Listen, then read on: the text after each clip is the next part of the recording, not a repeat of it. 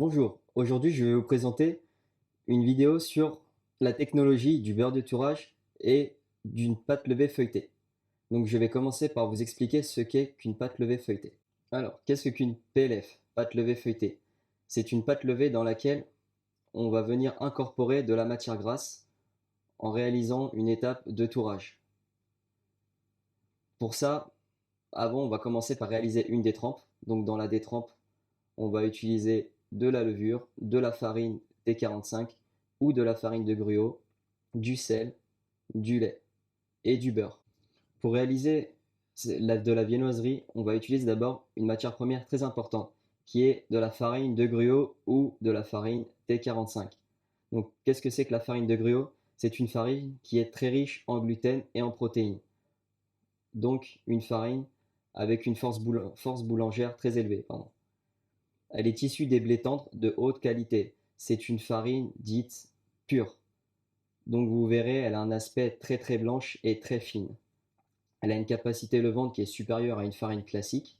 Enfin, on l'utilise aussi pour la boulangerie, on peut l'utiliser pour la pâtisserie, mais principalement elle est utilisée en viennoiserie. Donc si vous n'avez pas forcément de farine de gruau, vous pouvez utiliser de la T45, de la classique. Elle s'utilise aussi pour réaliser par exemple des croissants, des pains au chocolat, des pains en raisin. Et si vous pouvez la couper avec aussi de la farine de gruau car elle va ajouter de la force à votre pâte. Alors, deuxième ingrédient très important pour réaliser une viennoiserie, donc une pâte levée feuilletée, c'est le beurre de tourage. Donc, qu'est-ce que c'est que le beurre de tourage? C'est un beurre qui est idéal pour la préparation des pâtes feuilletées, des pâtes levées feuilletées, donc de la viennoiserie. Elle a des propriétés plastiques, elle apporte de l'homogénéité et du goût au produit. Alors, le beurre de tourage, on appelle ça un beurre sec, donc qui a une composition plus riche en matière grasse qu'un beurre classique. Dans tous les beurres, vous aurez de l'eau, mais c'est un beurre qui est moins riche en eau, donc plus facile à travailler. Donc pour la viennoiserie, je vous conseille vraiment d'utiliser du beurre sec. Si vous n'en avez pas, vous pouvez utiliser du beurre AOP, qui lui aussi a beaucoup de matière grasse, plus qu'un beurre classique. Alors la différence à utiliser entre un beurre classique et un beurre de tourage, c'est que le beurre de tourage a un point de fusion plus élevé.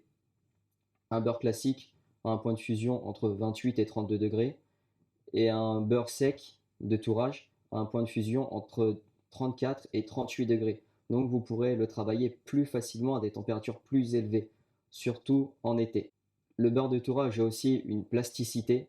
Qu'est-ce que c'est que sa plasticité? En fait, c'est l'allongement du beurre. Vous pourrez le travailler plus facilement. Donc c'est un beurre qui a moins d'eau. Il va permettre une meilleure répartition des couches de beurre et de pâte.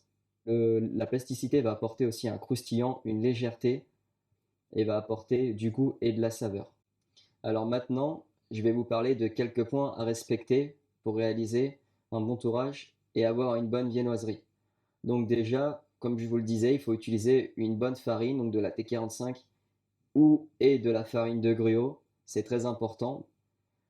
Après, la matière grasse aussi est très importante. Donc, si vous pouvez utiliser du beurre de tourage, ce serait l'idéal. Et il faut surtout, avant de réaliser le beurrage, que votre beurre et votre détrempe aient la même consistance. Pas la même température, on vient chercher la consistance. Parce que si vous cherchez la température, quand vous allez la travailler en été, vous allez avoir une température de pâte assez froide avec un beurre froid. Et quand vous allez vouloir venir l'allonger, en fait, vous allez casser votre beurre. Donc après, vous aurez ce qu'on appelle un effet de marbrage. Et là, en fait, c'est votre beurre qui va se séparer de votre détrempe. Et du coup, vous n'aurez pas un bon feuilletage à la cuisson. Votre pâte aura tendance à plus briocher qu'à feuilleter. Ensuite, la température de pousse, très importante. L'idéal serait de la placer aux alentours des 27 degrés. C'est très bien. Et vu que le point de fusion du beurre de tourage est plus élevé, mais surtout ne pas dépasser un peu entre les 30-35 degrés en pouce, sinon après vous allez voir que votre beurre va fondre et va se déposer sur votre plaque. Et du coup, vous n'aurez pas non plus un feuilletage très développé.